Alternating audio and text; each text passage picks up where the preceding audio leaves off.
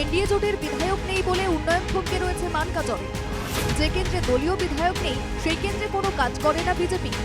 বিজেপির সবকা সাথ সবকা বিকাশ স্লোগানের স্বরূপ দেখিয়ে দিলেন অগপ নেতা। শাসক দল বিজেপিকে নিয়ে এমন গুরুতর অভিযোগ কোটসঙ্গী অগপরী প্রাক্তন বিধায়ক জাভেদ ইসলামের।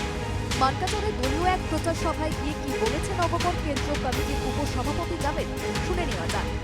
মই যদি এই পার্টিত না থাকিলে হয় তাহলে গম পালে হয়, যদি রুলিং পার্টিত মই না থাকিলে হয় আৰু গম পালে হয় মানকাচৰ সমষ্টি। আমি হে টানি টানি কিবা কিবি কৰি থাকোঁ অলপ চলপ, যদিও তেওঁলোকে টান পায় যে মানকাচৰত আমাৰ MLA নাই, ইমান কাম কিয় কৰিম। সকলো জেগাতে যিমান আমাৰ বিজেপি বা AGPৰ MLA যিমান সুবিধা পাব তাতো একে সুবিধা পাব নেকি, তথাপি আমি চেষ্টা কৰোঁ। বুধবার রাতে সেই সভায় ঠিক কি বলেছিলেন জাভেদ আরও একবার শুনে নেওয়া যাক। যদিও তেওঁলোকে টান পায় যে মানকাচৰত আমাৰ MLA নাই, ইমান কাম কিয় কৰিম। সকলো জেগাতে যিমান আমাৰ বিজেপি বা AGPৰ MLA যিমান সুবিধা পাব তাতো একে সুবিধা পাব নেকি। এখানেই শেষ নয়, সংখ্যালঘুদের উচ্ছেদের ভয় দেখিয়ে তাদের ভোট চাইছে অগপ। যে অগপ বিজেপির অন্যতম জোট সঙ্গী। জাভেদের অন্যতম সহকর্মী আরেক অগপ নেতা কি বলেছেন এবার শুনে নেওয়া যাক। 2 দিন পরে যদি উচ্ছেদের হুকুম সরকারের তরফ থেকে আসে, সেই উচ্ছেদের সামনে এই উচ্ছেদের মোকাবেলা করার জন্য, উচ্ছেদের কবল থেকে ওই দুর্গত মানুষদেরকে বাঁচানোর জন্য চিৎকার করা একটি নেতৃত্ব দরকার রয়েছে ভাই। সেই নেতা আমরা আপনাদের সামনে আনি দিছি, আপনারা এই নেতাকে গ্রহণ করে নেবেন।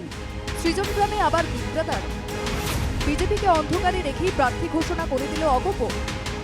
সৃজনগ্রাম বিধানসভা কেন্দ্রে অগপর প্রার্থী শাহিদুল হক। সৃজনগ্রামে অসম মহিলা পরিষদের দ্বিবার্ষিক অধিবেশনে প্রকাশ্য সভায় এটা ঘোষণা করে দেন অগপর কেন্দ্রীয় কার্যনির্বাহী কমিটির সদস্য আমজাদ আলী।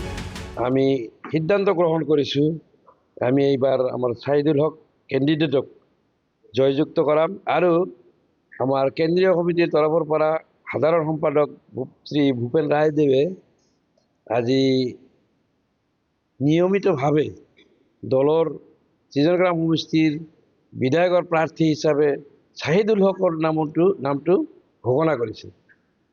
এইটো ফাইনেল, আমি সৃজনগ্রামত শাহিদুল হকক লৈ আগুৱাই যাম আৰু জয়যুক্ত হম। নবগঠিত মাকুম বিধানসভা কেন্দ্রে আবার লড়াই ত্রিমুখী। বিজেপির টিকিট চেয়ে মাঠে নেমেছেন পুলক গোহাই, মনোজ ধনোয়ার ও যুবনেতা ত্রিদীপ মরান। শুধু মাঠে নামাই নয়, দলীয় টিকিট নিয়ে রীতিমতো সংঘাতে জড়িয়ে পড়েছেন 3 বিজেপি নেতা। নির্বাচনের টিকিট এবং তার সম্ভাবনা নিয়ে কি বলছেন পুলক, শুনে নেওয়া যাক।